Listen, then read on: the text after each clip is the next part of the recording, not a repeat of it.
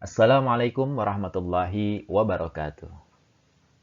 Alhamdulillah, wassalatu wassalamu ala rasulillah, Sayyidina wa maulana Muhammad ibn Abdillah. Apa kabar semuanya? Bapak harap kalian dalam keadaan sehat walafiat, tidak kurang sedikit apapun. Anak-anakku sekalian, pada kesempatan kali ini, kita akan mempelajari bab tentang perilaku taat, kompetisi dalam kebaikan, dan etos kerja. Untuk itu, saksikan video ini sampai selesai agar kalian tidak salah dalam memahami materi yang akan Bapak sampaikan.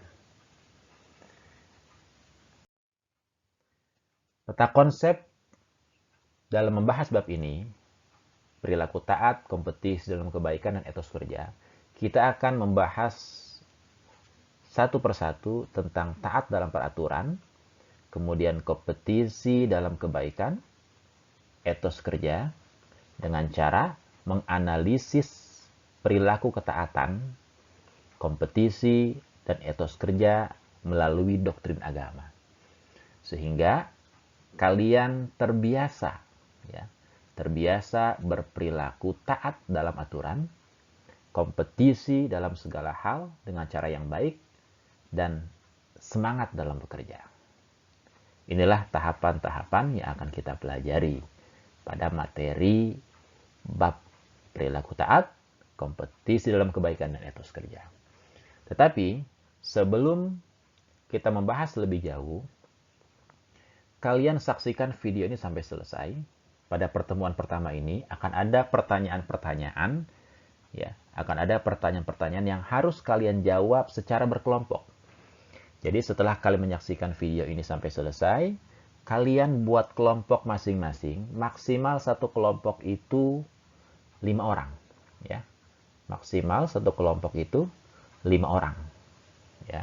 Terserah kalian memilih teman kalian masing-masing. Kalau misalkan tidak sampai 5 orang, 2 atau 3 tidak masalah. Nanti kalian jawab semua pertanyaan-pertanyaan yang ada di video ini. Pada pertemuan selanjutnya, Bapak akan melakukan secara virtual. Bapak akan tanya setiap kelompok hasil diskusinya. Jadi pertemuan kedua kalian akan melaporkan hasil diskusi kalian tentang menjawab pertanyaan-pertanyaan yang akan Bapak sampaikan pada video ini. Oke, paham semuanya ya? Oke, Bapak harap kalian paham. Kemudian, untuk kehadiran kalian tulis di bawah video ini, Kalian tulis di komen video ini cukup dengan nama kalian dan kelasnya. Nama dan kelas, kemudian hadir. Di deskripsi video ini, di bawah video ini ada komen. Silakan kalian komen untuk tanda kehadiran kalian dengan menuliskan nama, kelas, kemudian keterangannya hadir. Oke, paham semuanya? Bapak harap kalian paham ya. Oke, perhatikan gambar ini. Ada gambar orang lagi sujud sedang sholat. Ada para pengendara motor yang berhenti sejenak karena ada yang nyebrang, seorang nenek-nenek. Ada seorang laki-laki yang sedang memangkul beban yang sangat berat. Ada segerombolan orang, walaupun ini animasi, yang sedang berlomba-lomba untuk mencapai garis finish. Ada sekelompok semut yang sedang membawa sebatang anggaplah ini sebatang pohon, bekerja sama secara gotong royong. Ini adalah merupakan suatu pembelajaran buat kita. Sedikit kita membuka relung hati. Apa jadinya kalau aturan yang telah dibuat tidak ditaati? Apa jadinya kalau hidup yang seharusnya dinamis ini tidak lagi termotivasi? Apa jadinya kalau mengharap cita-cita tercapai tetapi tidak ada kerja kerasnya? Manusia boleh saja berhayal, tetapi khayalannya harus diarahkan pada keinginan atau cita-cita untuk hidup lebih baik lagi di masa yang akan datang. Baik di dunia maupun di akhirat. agar hidup yang sekali ini bermakna dan bermanfaat, kita harus memanfaatkan semaksimal mungkin. Bagaimana cara memanfaatkan hidup dengan sebaik-baiknya? Kira-kira bagaimana? Kita laksanakan apa yang telah diperintahkan Allah Subhanahu wa Ta'ala dan Rasul-Nya, dan taati pula pemimpin di antara kita.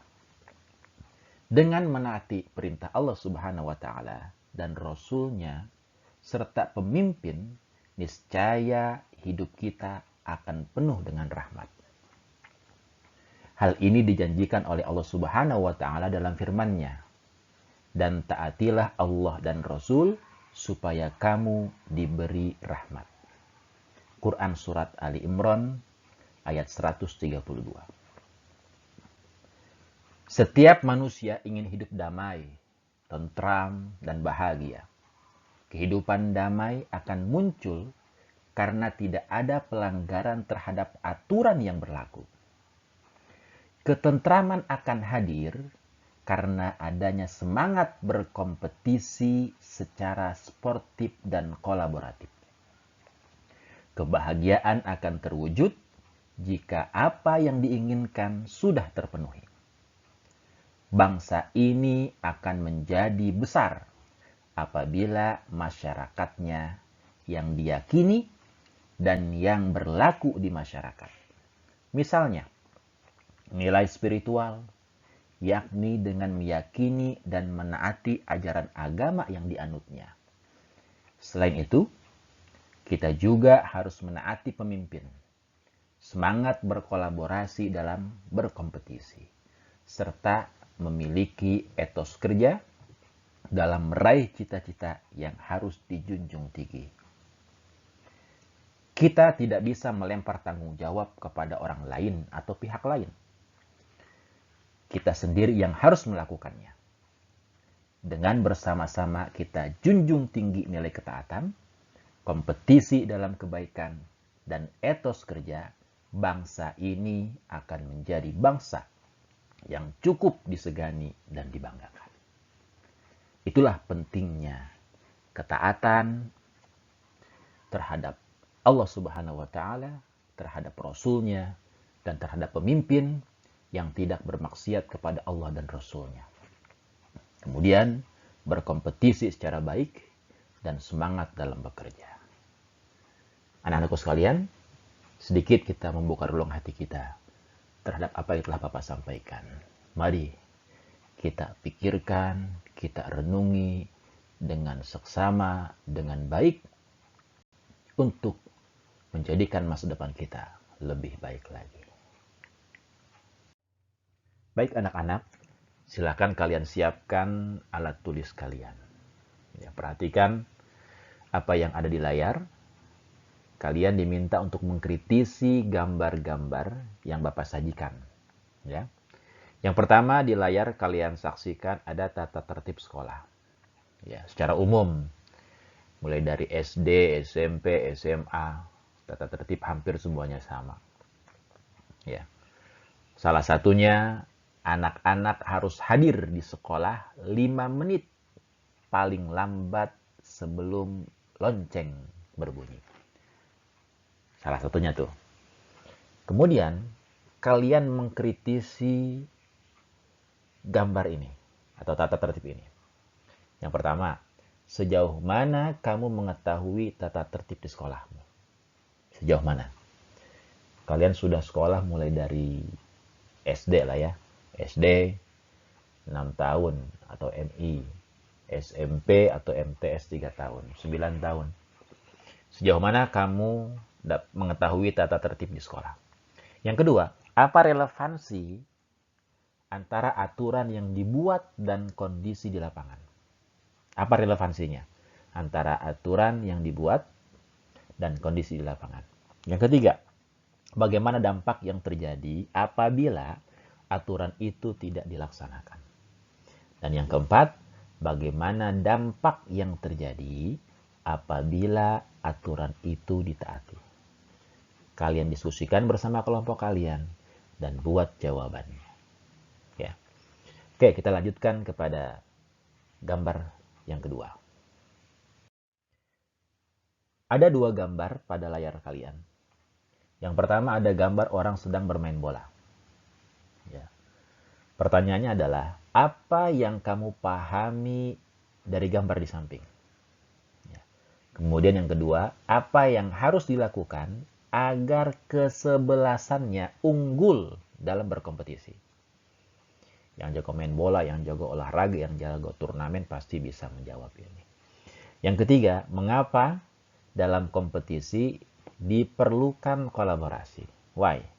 Kenapa dalam berkompetisi itu diperlukannya kolaborasi? Silakan kalian kritisi, jawab secara berkelompok. Gambar yang selanjutnya, pertanyaan pertama, apa yang kamu simpulkan dari gambar di samping? Ya, kita lihat ada seorang petani yang sedang memanen hasil tanamnya. Yang kedua, apakah Pak Tani bekerja hanya dengan menggunakan otot tanpa pakai otak? Mengapa? Ya, mengapa? Dan yang ketiga, apa hubungannya antara kerja keras dan kerja cerdas? Silakan kalian diskusikan dengan kelompok kalian, rumuskan jawabannya. Oke? Paham semuanya? Ya. Oke, perhatikan kembali. Akhir-akhir ini, kita sering menyaksikan melalui media banyaknya pelanggaran terhadap norma-norma agama. Misalnya, ada pencurian, penipuan, perampokan, pembunuhan, dan lain sebagainya.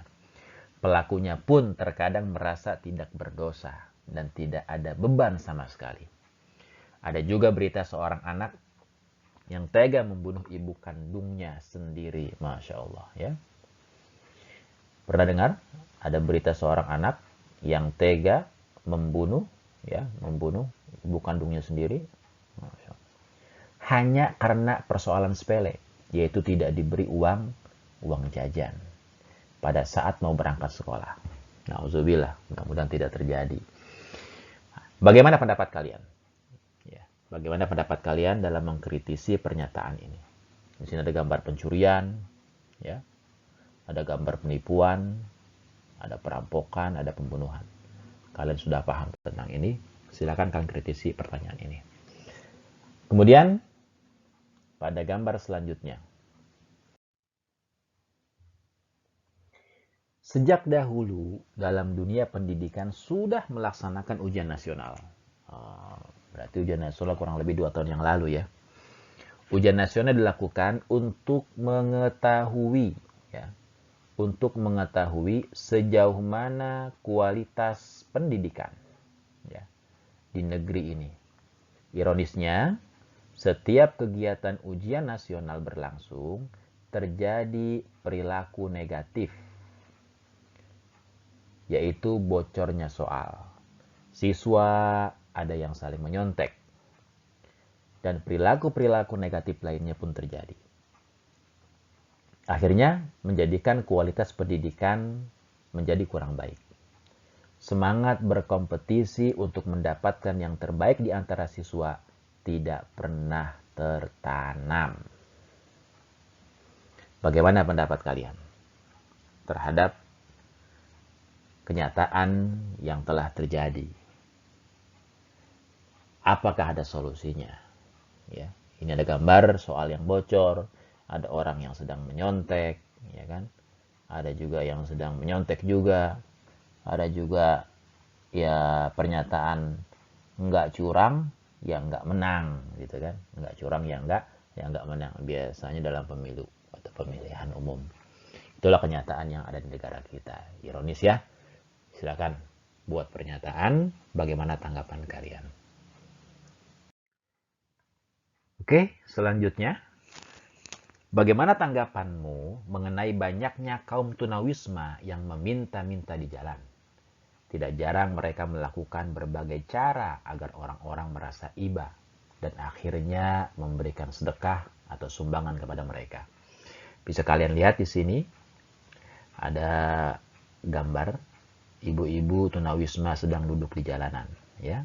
Ada juga anak kecil yang sedang menggendong, entah ini adiknya atau mungkin saja anak yang disewa ya. Ada ibu-ibu sedang meminta di depan mobil jenazah. Bahkan yang lebih hebat lagi ini, ada ibu yang tua menggendong entah anak siapa ini. Kayaknya dibilang bayi juga kegedean. Tapi inilah cara mereka. Bagaimana cara mereka dapat menarik perhatian. Sehingga orang merasa iba kepada mereka, memberikan sedekah atau sumbangannya. Yang sering terjadi adalah mereka berlaku miskin, berlagak miskin. Padahal ya di kampungnya mereka orang yang berada. Kira-kira bagaimana tanggapan kalian mengenai fenomena ini? Ya, silakan diskusikan. Baiklah anak-anakku sekalian, demikianlah presentasi yang dapat Bapak sampaikan. Dari beberapa pertanyaan yang sudah ada pada slide sebelumnya, silakan kalian diskusikan bersama kelompok. Ya, tulis jawabannya dalam sebuah buku, dalam kertas, tulis nama kelompoknya, kemudian difoto, dikirimkan foto tersebut. Ya, hasil jawabannya langsung ke WhatsApp Bapak. Ya, langsung ke WhatsApp Bapak. Kalau yang tidak tahu nomornya, silakan minta kepada wali kelas atau ke ketua kelas. Itulah yang nanti akan Bapak nilai. Ya. Dan pada pertemuan selanjutnya akan Bapak minta laporannya. Sebagai penutup, akan Bapak sampaikan firman Allah. Inna rahmatallahi qaribum minal muhsinin. Sesungguhnya rahmat Allah itu dekat kepada orang-orang yang berbuat kebaikan. Ada pepatah mengatakan, mayyazra yahsud. Barang siapa yang menanam, maka dialah yang akan memetik hasilnya. Jikalau kalian menanam kebaikan, maka buahnya akan baik yang kalian petik. Jikalau kalian menanam keburukan, maka buah yang buruk itu pun yang akan kalian petik. Sebagai penutup, mari kita bersama-sama membacakan doa kafaratul majlis. Subhanaka Allahumma wa bihamdika asyhadu an la ilaha illa anta astaghfiruka wa atubu ilaih. Billahi taufiq wal hidayah. Wassalamualaikum warahmatullahi wabarakatuh.